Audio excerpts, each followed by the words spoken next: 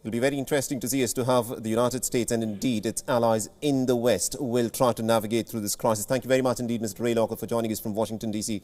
and getting us all those updates there. My colleague Siddhant Sibal, who's joining us live from New Delhi, is still with me. Siddhant, this has been a winter of diplomacy, if one could so put it. For the last several weeks, we've seen hectic diplomatic parleys, but all of that seemed to have yielded very little. The West was trying to create a deterrence through financial sanctions, and this has now clearly failed.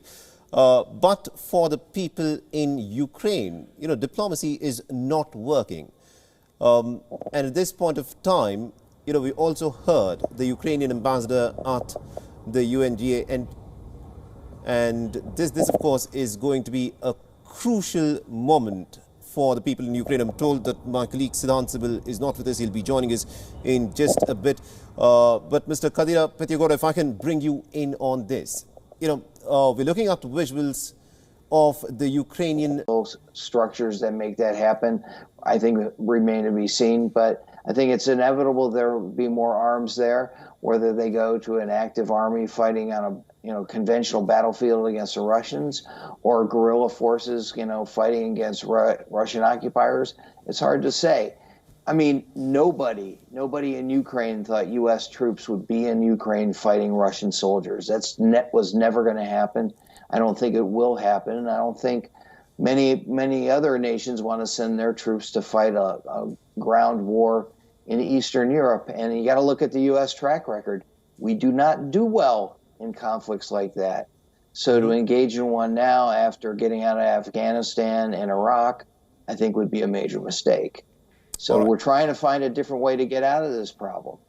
It'll be very interesting to see as to how the United States and indeed its allies in the West will try to navigate through this crisis. Thank you very much indeed, Mr. Ray Locker, for joining us from Washington, D.C. and getting us all those updates there. My colleague Siddhant Sibal, who's joining us live from New Delhi, is still with me. Siddhant, this has been a winter of diplomacy, if one could so put it.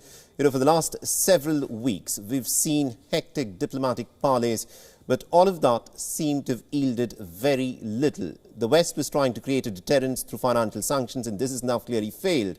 But for the people in Ukraine, diplomacy is not working.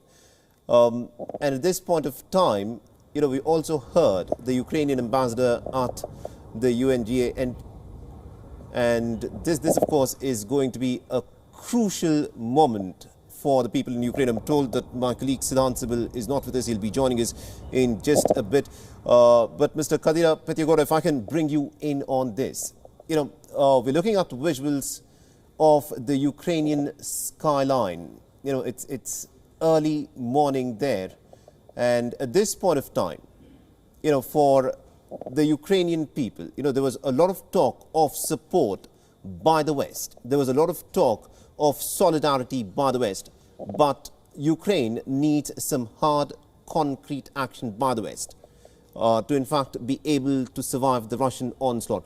What do you think the West is willing to do at this point of time, to try and deter Russia from carrying out a bigger incursion into the country? Yes, I think that it's very unlikely that they will do anything militarily other than supplying weapons, because I think what we've seen over the last few years, and including, I think, starting with Syria, was this sort of this shift in global power. And we've seen Russia and China become more assertive.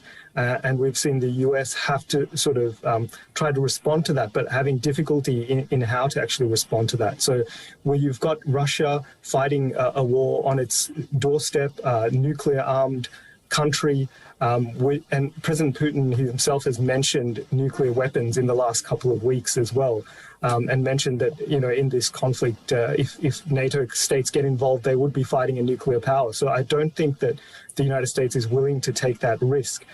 So I think what we'll see is just the sort of economic pressure. And I think this is part of the strategy that Russia is putting forward, which is to show smaller countries in the region that if you do align with NATO and the West, that you won't be protected. Whereas if you align with Russia, or at least you're neutral, then you will be safe from attack. Absolutely, indeed. That, of course, seems to be the crux of the matter. Thank you very much indeed, Mr. Kadira Pethiyagoda, for joining us from Melbourne and sharing with us all those insights in terms of this crisis that is now beginning to explode on to the face of this world. Because at this point of time, as things stand, this is what the scene looks like in the city of Kharkiv. These are early morning visuals. The time is 6:34 a.m.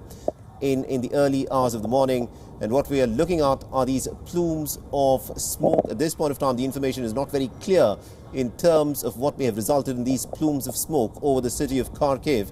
But according to media reports that have come in, there have been explosions that have been reported in the city of Kiev.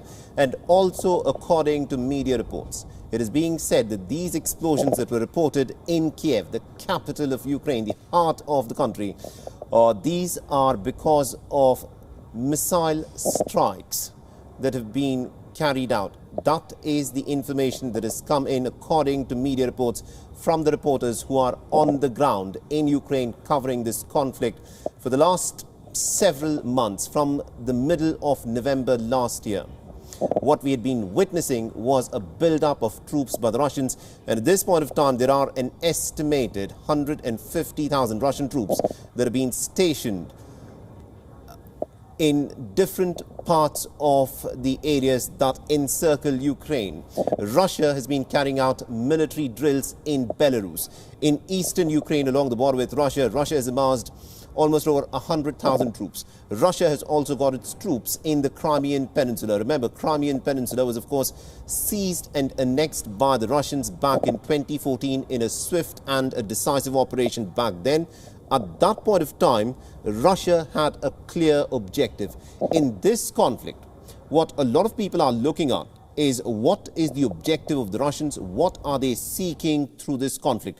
Because remember, the stated objective of the Russians is that it wants security guarantees. It wants a security guarantee from the United States and the NATO military alliance that Ukraine will not be a part of the military alliance. Apart from this, it also wanted the NATO military alliance to roll back to the frontiers that it had back in the year 2008. Требует от нас решительных и незамедлительных действий. Народные республики Донбасса обратились к России с просьбой о помощи.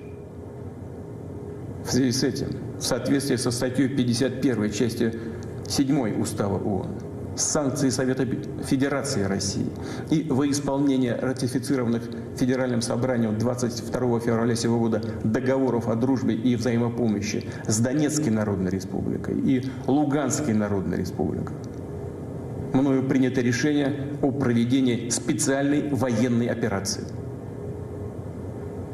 Ее цель – защита людей, которые на протяжении 8 лет подвергаются издевательствам, геноциду со стороны киевского режима.